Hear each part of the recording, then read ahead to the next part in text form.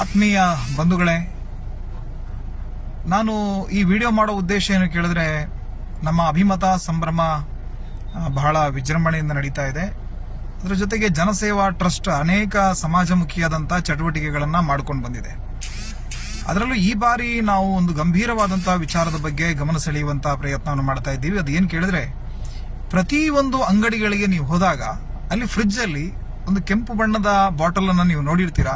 Sting ಅನ್ನುವಂತ ಒಂದು energy drink ಅನ್ನ ನೀವೆಲ್ಲ ನೋಡಿರ್ತೀರಾ.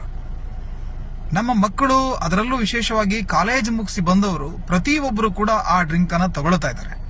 ಎನರ್ಜಿ ಡ್ರಿಂಕ್ ಅನ್ನುವಂತ ಹೆಸರಲ್ಲಿ ನಮ್ಮ ಮಕ್ಕಳು ಹಣ ಕೊಟ್ಟು ವಿಷ ಕುಡಿತಾ ಇದ್ದಾರೆ.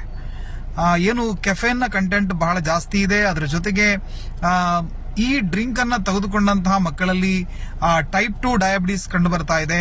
ಹಾರ್ಟ್ ಬೀಟ್, ಎದೆ ಬಡಿತ ಹೆಚ್ಚಾಗೋದು ಮತ್ತು ವಿಶೇಷವಾಗಿ ಮಕ್ಕಳಿಗೆ ನಿದ್ರಾಹೀನತೆಯ ತೊಂದರೆ ಕೂಡ ಎದುರಾಗ್ತಾ ಇರುವಂತದ್ದು. ಹೀಗೆ ಅನೇಕ ರೀತಿಯ ಸಮಸ್ಯೆಗಳು ಈ ಎನರ್ಜಿ ಡ್ರಿಂಕ್ ಇಂದ ಆಗ್ತಾ ಇದೆ.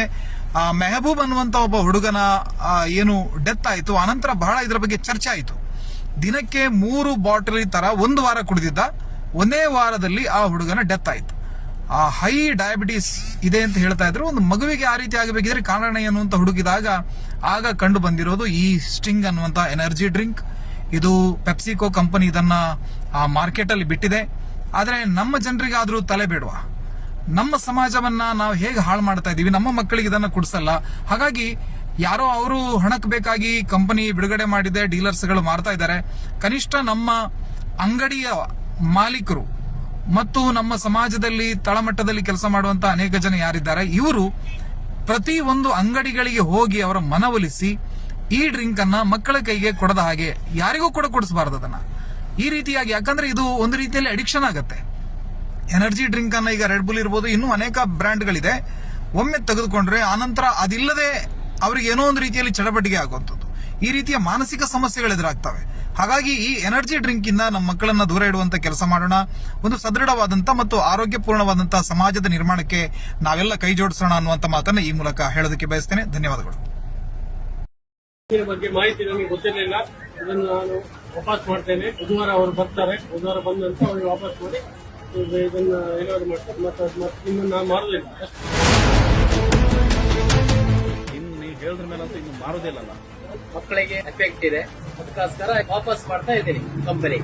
ಇದರ ಬಗ್ಗೆ ನನಗೆ ಸರಿಯಾದ ಮಾಹಿತಿ ಇವರ ಹೇಳಿದ ಮಾತಿನ ನಾನು ಇದನ್ನು ನಾಳೆ ನಾನು ಬರ್ತಾ ಇದ್ದಾರೆ ಅವರಿಗೆ ಪೂರಾ ರಿಟರ್ನ್ ಮಾಡಿ ಇದರ ಅಭಿಯಾನ ಇಲ್ಲಿಗೆ ಸ್ಟಾಪ್ ಮಾಡ್ತಾ ಇದ್ದೇನೆ. ಸ್ಟಿಂಗ್ ಬಗ್ಗೆ ನನಗೆ ಮಾಹಿತಿ ಗೊತ್ತಿರಲಿಲ್ಲ. ಇರೋ ಸ್ಟಿಂಗ್ ವಾಪಸ್ ಕೊಡ್ತೀನಿ. ಸಿಂಪಲ್ ಸ್ಟಿಂಗ್ನೇ ಆಗ್ತದೆ. ನಮಗೆ ಸ್ಟಿಂಗಿನ ಮಾಹಿತಿ ಗೊತ್ತಿರಲಿಲ್ಲ. ಈಗ ಗೊತ್ತು, ನೀವು ಹೇಳಿದ ಮೇಲೆ ನಮಗೆ ಗೊತ್ತಿದೆ. ಅದು ಜಾಸ್ತಿ ಜನ ಮಕ್ಕಳೆಲ್ಲ ಯೂಸ್ ಮಾಡಿದ್ದೇನೆ. ಸರಿ, ನೀವು ಹೇಳೋದಿದ್ರೆ ಅದು ನಿಜ, ನೀವು ಹೇಳೋದು ನಿಜನೇ. ಇನ್ಮೇಲೆ ನಿಲ್ಸ್ಕೊಂತೀವಿ, ಫುಲ್ ಕಂಪ್ಲೀಟ್ ಆಗಿ ನಿಲ್ಲಿಸ್ತೀವಿ. ನಾನು ಸ್ಟಿಂಗ್ ಜ್ಯೂಸ್ ಅನ್ನ ಮಕ್ಕಳಿಗೆಲ್ಲ ತೊಂದರೆ ಆಗೋದಾದ್ರೆ ಮಾರುದಿಲ್ಲ, ಇಲ್ಲಿಗೆ ಸ್ಟಾಪ್ ಮಾಡ್ತೇನೆ. ಇತ್ತೀಚೆಗೆ ಕೆಲವೆಲ್ಲ ಬಾಟಲ್ಗಳನ್ನು ಬರೋದು ಶುರುವಾಗಿದೆ. ಈ ಸ್ಟಿಂಗ್ ಉಪ್ಪಂಗ್ ಅಂತ ಹೇಳ್ತಾರೆ ನೋಡಿ, ಅದನ್ನ ಕುಡಿಬೇಡಿ. ಯಾಕಂದ್ರೆ ಅದು ಆರೋಗ್ಯಕ್ಕೆ ಒಳ್ಳೆದಲ್ಲ. ಮಕ್ಕಳಿಗೆ ಕುಡಿಯುವಾಗ ಖುಷಿ ಆಗ್ಬೋದು, ಆದ್ರೆ ದಯವಿಟ್ಟು ಅದನ್ನು ಇನ್ನು ಯಾರು ಕುಡಿಬೇಡಿ. ನಿಮ್ಗೋಸ್ಕರ ಇವರು ಹೇಳಿದ ಮೇಲೆ ಹಾಕೋದೇ ಇಲ್ಲ. ಅದರಿಂದ ತುಂಬಾ ಹೆಲ್ತ್ಗೆಲ್ಲ ಎಫೆಕ್ಟ್ ಇತ್ತಲ್ಲ, ಅದಕ್ಕೆ ನಾವು ಯೂಸ್ ಮಾಡ್ತಿಲ್ಲ. ಮತ್ತೆ ಯೂಸ್ ಮಾಡಬೇಕು. 2-3 ಕಾಲೇಜ್ ಇದೆ, ಸ್ಕೂಲ್ ಮಕ್ಕಳು ಬರ್ತಾರೆ. ಆ ಮಕ್ಕಳ ಆರೋಗ್ಯ ಹಾಳಾಗಬಾರ್ದು ಅನ್ನೋ ದೃಷ್ಟಿಯಿಂದ ನಾವು ಇಡುವುದಿಲ್ಲ. ಅದನ್ನ ನಮಗೆ ಬೇಡವೇ ಬೇಡ. ಅದರಿಂದ ಲಾಭ ಆಗುತ್ತೆ ನನಗೆ. ಈ ದಿನಕ್ಕೆ ಏನಿಲ್ಲ ಒಂದು 8-10 ಬಾಟ್ಲಾರು ಹೋಗುತ್ತೆ. ಬೇಡ ನನಗೆ, ಅದ್ರ ಲಾಭನೇ ಬೇಡ. ಮಕ್ಕಳೆಲ್ಲ ಕೇಳ್ತಾ ಇದ್ರು. ಅದಕ್ಕೆ ಈ ರೀಸೆಂಟ್ ಆಗಿ ಒಬ್ರು ಲೈನ್ ಸೇಲ್ಸ್ ಅವ್ರು ಬಂದಿದ್ದಾರೆ. 1-2 ಕ್ರೇಟ್ ಆರ್ಡರ್ ಕೊಟ್ಟಿದ್ದೆ. ಬಟ್ ಈಗ ಇವರು ಬಂದು ಅದ್ರ ಬಗ್ಗೆ ಎಲ್ಲ ಹೇಳಿದ್ರಿಂದ ಅದು ಆರ್ಡರ್ ಕ್ಯಾನ್ಸಲ್ ಮಾಡ್ತೀನಿ. ಇನ್ನು ಮಾರೋದು ಇಲ್ಲ. ಆದ್ರೆ ನೀವು ವಿಷಯ ನಮ್ಗೆ ಹೇಳಿದ್ರಿ, ನಾವಿನ್ ತಗೊಳ್ಳೋದಿಲ್ಲ, ಮಾರೋದೇ ಇಲ್ಲ. ನಮಗೆ ಇಷ್ಟು ತನಕ ಇದ್ರ ಬಗ್ಗೆ ಏನು ಗೊತ್ತಿರಲಿಲ್ಲ.